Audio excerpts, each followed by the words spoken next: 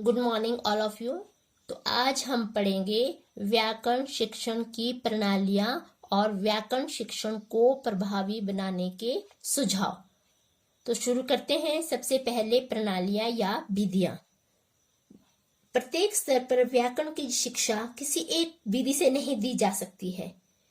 प्रारंभिक कक्षाओं में व्याकरण की अनौपचारिक शिक्षा दी जाए, क्योंकि जो प्रारंभिक कक्षाओं में जो बच्चे होते हैं वो छोटे होते हैं, इसीलिए उन्हें व्याकरण की अनौपचारिक शिक्षा दी जाए। और इस स्तर पर व्याकरण का सैद्धांतिक ज्ञान नहीं देना चाहिए, बल्कि अध्यापक को व्यवहारिक रूप से शुद्ध भाषा का आदर्श प्रस्तुत करना चाहिए।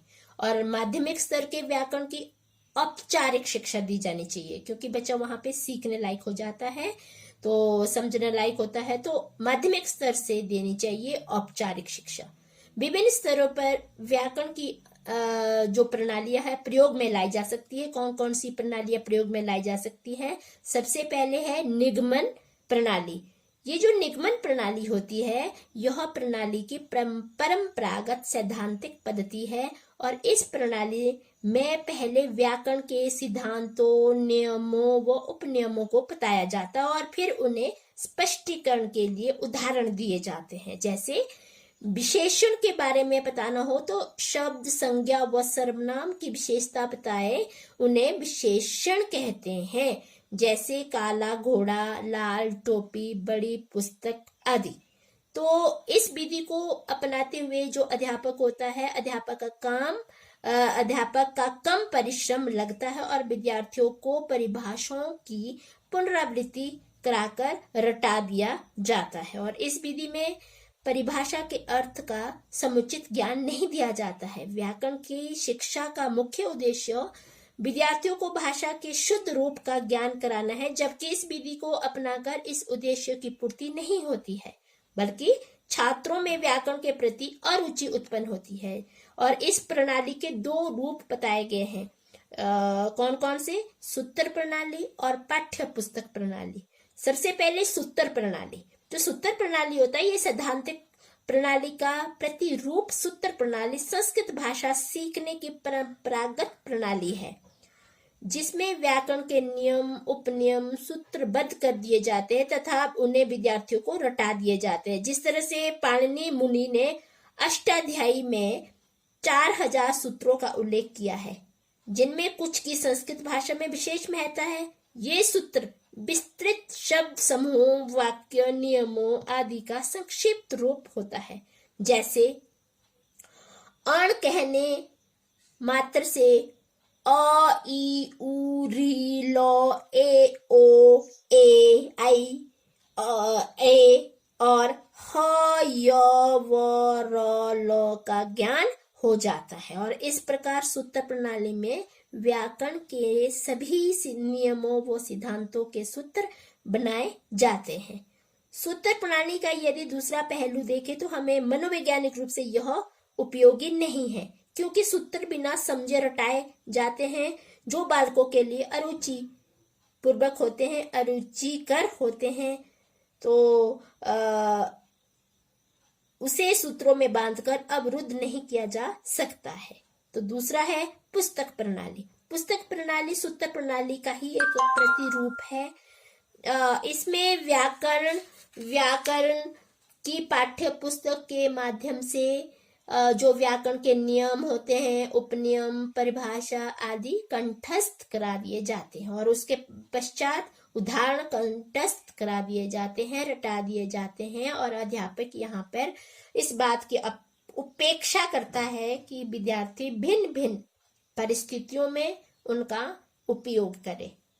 और इस प्रणाली की उपयोगिता उच्च कक्षाओं में हो सकती है, जब छात्र स्वयं उन नियमों तथा परिभाषाओं को समझने के योग्य बन जाता है। और निम्न स्तर की कक्षाओं में इस प्रणाली का प्रयोग बालकों में व्याकरण के प्रति अरुचि पैदा करेगा, और इसमें अध्यापक के लिए शिक्षण कार्य आसान हो जाता है। विद्यार्थी भी पाठ्य पुस्तक से पुनर्अध्ययन कर सकते हैं। अब आता है आगमन प्रणाली। यह प्रणाली निगमन प्रणाली से भिन्न है। इस प्रणाली द्वारा व्याकरण संबंधी सिद्धांतों, नियमों, उपनियमों को प्रत्यक्ष न बताकर उनका स्पष्टीकरण उदाहरणों द्वारा दिया जाता है। और इस प्रणाली के 4 सोपान हैं। कौन कौन से हैं? पहला, उदाहरण प्रस्तुत करना। दूसरा, उदाहरणों का विश्लेषण। तीसरा, नियमीकरण। और चौथा, परीक्षण। जैसे विद्यार्थियों को विशेषण का ज्ञान कराना हो तो पहले विशेषण संबंधी उदाहरण प्रस्तुत किए जाएंगे। काली बकरी जैसे काली बकरी, सफेद गाय, मोटा आदमी आदि। इसके पश्चात अध्यापक पूछेगा कि यह काला, सफेद, मोटा किसकी विशेषता बताता है। तो इस प्रकार दूसरे सोपान में उदाहरणों का विश्लेषण किया जाएगा और तीसरा सोपान में विद्यार्थी स्वयं नियम तक पहुंचने का प्रयास करेंगे।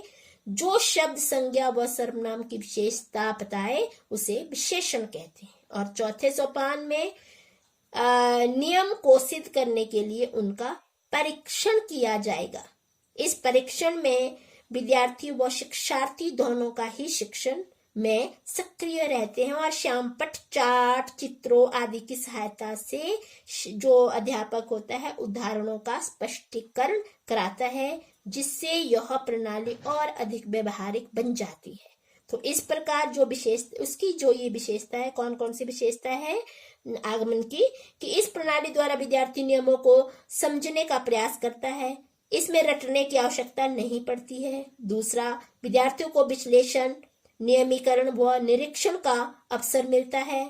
तीसरा, यह विधि विद्यार्थियों को सक्रिय रखती है। चौथा, यह प्रणाली ज्ञात से अज्ञात, सरल से कठिन की ओर जैसे सूत्रों का परिपालन करती है।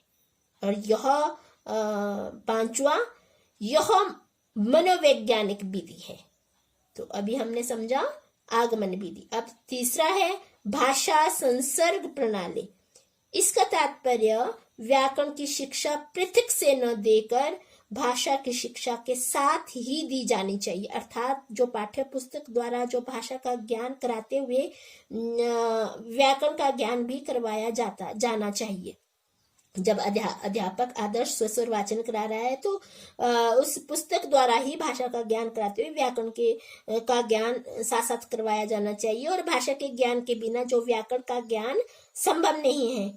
और छात्रों की रुचि व मानसिक स्तर के अनुरूप पाठ्य पुस्तक की जो रचनाएं का चयन किया जाना चाहिए और उन रचनाओं के अध्ययन से वे अपने स्वयं व्याकरण के नियम सीख लेंगे। और ये जो भाषा संसर्ग प्रणाली है में नियमों को रटना नहीं पड़ता और न ही इसमें व्याकरण संबंधी पाठ्य पुस्तक की आवश्यकता पड़ती है। प्रारंभिक कक्षाओं में विद्यार्थियों को व्याकरण का व्यवहारिक ज्ञान देने के लिए यह विधि उपयोगी है। तो इस विधि की अपनी एक सीमाएं होती है कि इस प्रणाली द्वारा व्याकरण के सभी नियम नहीं सिखाए जा सकते हैं। जिसमें व्याकरण के नियमों का व्यवस्थित ज्ञान नहीं दिया जाता है, इस प्रणाली द्वारा जो भाषा का शुद्ध ज्ञान कराने में समर्थ अधिक समय जो होता है अधिक लगता है। तो इस जो अध्यापक होता है मौखिक अथवा लिखित अभिव्यक्ति व्याकरण सम्मत नहीं होती है। अब है फोर्थ जो है वह है खेल प्रणाली। खेल प्रणाली का मतलब है कि खेलना बालकों की मनोवैज्ञानिक आवश्यकता है तथा इसमें उनकी विशेष रुचि भी होती है। व्याकरण को नीरस विषय की संज्ञा दी गई है, परंतु खेल प्रणाली द्वारा इसको रुचिपूर्ण भी बनाया जा सकता है। और खेल व्यक्तिगत भी हो सकते हैं, सामूहिक भी हो सकते हैं, जिन्हें अध्यापक अपनी कुशलता अनुसार बना सकता है। शब्दों के भेद, वचन, लिंग, समानार्थक, प्राय, विलोम, अनेकार्थक आदि शब्दों का ज्ञान छात्रों को समूह में बांटकर प्रतियोगिता द्वारा करवाया जा सकता है। अब आता है फिफ्थ, सहयोग प्रणाली। सहयोग प्रणाली जो भाषा संसर्ग के प्रतिरूप सहयोग प्रणाली भी व्याकरण के स्वतंत्र शिक्षण पर बल नहीं देती है। भाषा संसर्ग प्रणाली में अच्छे लेखकों की व्याकरण सम्मत भाषा की रचनाओं द्वारा व्याकरण का ज्ञान दिया जाता है, जबकि सहयोग पद्धति में रचनाओं का ज्ञान प्रदान करने के साथ साथ अवस्थानुसार छात्रों को व्याकरण के नियमों का ज्ञान भी कराया जाता है। पाठ्य पुस्तक की गद्यों की रचनाओं के शिक्षा में यह प्रणाली विशेष महत्व रखती है। जिस तरह से मैं उदाहरण द्वारा समझा रही हूँ कि किसी गद्य में आने वाली संज्ञा, सर्वनाम, क्रिया, विशेषण, लिंग, वचन, ये जो इन नियमों का ज्ञान पाठ के आदर्श वाचन के उपरांत करवाया जा सकता है और यह प्रणाली मनोवैज्ञानिक रुचिकर भी है, परंतु उसकी सीमा ये है कि इसमें अधिक समय लगता है। अब आता है 6 प्रयोग प्रणाली अथवा विश्लेषण प्रणाली। प्रयोग प्रणाली में आगमन, निगमन दोनों विधियों का एक साथ प्रयोग किया जाता है। इसे विश्लेषण प्रणाली भी कह सकते हैं, जिसमें इसे प्रयोग प्रणाली कहा जाता है और इस विधि में शब्दों तथा वाक्यों का विश्लेषण कराकर नियम निकलवाए जाते हैं। इसीलिए जो ये विधि होती है, ये इसे विश्लेषण विधि भी कह सकते हैं। इस विधि को विश्लेषण विधि भी कह सकते हैं। इस विधि द्वारा नियमों को रटना नहीं पड़ता है और बल्कि व्याकरण के नियम, किसी नियम को समझने के लिए विद्यार्थियों के सम्मुख उदाहरण रख दिए जाते हैं।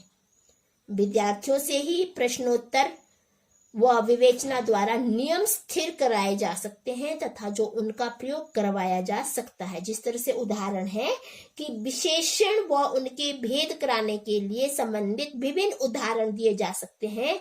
यह उदाहरण गुण, परिमाण, संख्या तथा निर्देश से संबंधित हो। तत्पश्चात नियम निर्धारित किए जाए। ऐसे और प्रश्नों द्वारा बोध परीक्षा ली जा सकती है। और अतः जो इस विधि में पहले आगमन विधि द्वारा उदाहरण प्रस्तुत करना, विश्लेषण करना तथा नियम बनाना तथा निगमन विधि द्वारा नियमों की जांच करना तथा उन्हें प्रयोग में लाना शामिल है। तो अभी तक हमने ये जो प्रणालियां समझी, प्रणालियां, तो ये अभी प्रणालियां थी। अब हम करते हैं व्याकरण शिक्षण को प्रभावी बनाने के सुझाव।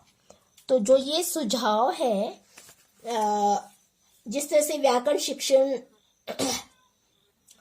बालकों की रुचि तभी होगी यदि वह उनके मानसिक स्तर के अनुरूप होगा। हम ये अक्सर देखते हैं कि बालक व्याकरण में रुचि नहीं लेते हैं क्योंकि उन्हें व्याकरण के नियमों को बिना समझे रटना पड़ता है। भाषा के शुद्ध रूप को सीखने के लिए उसके व्याकरण को जानना अति आवश्यक होता है। व्याकरण कठिन और निरस विषय न रहे, बल्कि बालक उसमें स्वयं रुचि ले, इसके लिए भाषा शिक्षक निम्नलिखित प्रयास कर सकता है। तो इसको प्रभावी कैसे बना सकते हैं? सुझाव दे सकते हैं कि अध्यापक की रुचि होनी चाहिए। सबसे पहले अध्यापक की रुचि, कि अध्यापक की स्वयं व्याकरण में रुचि होनी चाहिए तथा समुचित ज्ञान उसे होना चाहिए, तभी वो बालकों के व्याकरण शिक्षण के प्रेरित कर सकता है। और बालक अध्यापक को अपना आदर्श मानते हैं तथा उनका अनुकरण तथा अनुसरण करता है। दूसरा, मानसिक स्तर। जो ये मानसिक स्तर है, बच्चों के मानसिक स्तर को ध्यान में रखकर व्याकरण शिक्षा दी जानी चाहिए और प्राथमिक स्तर पर जो व्याकरण को औपचारिक शिक्षा न देकर उसका व्यवहारिक ज्ञान दिया जा सकता है। तीसरा, व्याकरणिक उद्देश्य। अध्यापक को व्याकरण शिक्षण के सामान्य उद्देश्यों तथा जो स्तरानुसार विशिष्ट उद्देश्यों का पूर्ण ज्ञान होना चाहिए। फोर्थ है अनुकूल पाठ्यक्रम। अनुकूल पाठ्यक्रम में शिक्षण के उद्देश्य की पूर्ति पाठ्यक्रम द्वारा होती है। व्याकरण शिक्षण का पाठ्यक्रम बालकों के अवस्थानुकूल होना चाहिए। पाठ्यक्रम को इकाइयों में विभाजित करके पढ़ाना चाहिए जिससे वह निर्धारित समय पर संपन्न या समाप्त हो सके। पांचवा है रोचक शिक्षण विधियां। भाषा अध्यापक को व्याकरण संबंधी विभिन्न रोचक विधियों का ज्ञान होना चाहिए जिन्हें वह कक्षा के अनुरूप अपना सके। निगमन, आगमन भाषा संसर्ग सहयोग पद्धतियों को विशेषानुसार अपनाकर व्याकरण की निरसता को दूर किया जा सकता है और विभिन्न खेल भी व्याकरण को रोचक बनाएंगे। अब आता है दृश्य श्रव्य साधन कि इसमें क्या होता है कि जो श्रव्य दृश्य साधन है, इसके साधनों का प्रयोग व्याकरण शिक्षण को सरल तथा रोचक बनाता है। नियमों परिभाषाओं की संख्या कर देने से विषय अधिक सैद्धांतिक हो जाता है। दृश्य श्रव्य साधन ज्ञान को व्यवहारिक व स्थायी बनाने के मुख्य साधन है। श्यामपट्ट, चार्ट, चित्र, मानचित्र आदि का प्रचुर प्रयोग व्याकरण शिक्षण में लाभप्रद होगा। टैप रिकॉर्ड, ग्रामोफोन द्वारा आदि ऐसे साधनों द्वारा मौखिक भाषा में शुद्धता आएगी, जिसमें लेखक भी शुद्ध होगा।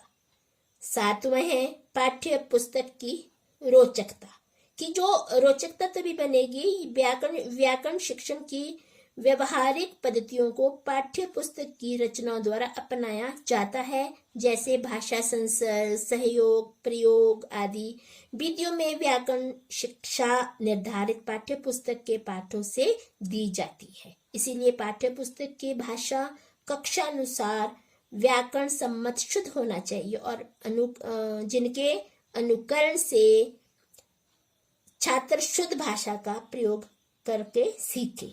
और 8वां है कक्षा का वातावरण कि कक्षा का वातावरण भी सही होना चाहिए। अध्यापक छात्र व वातावरण समान भूमिका निभाते हैं। व्याकरण शिक्षण में अध्यापक का व्याकरण संबंधी व्यवहारिक ज्ञान छात्रों में व्याकरण सीखने के प्रति रुचि पैदा करेगा।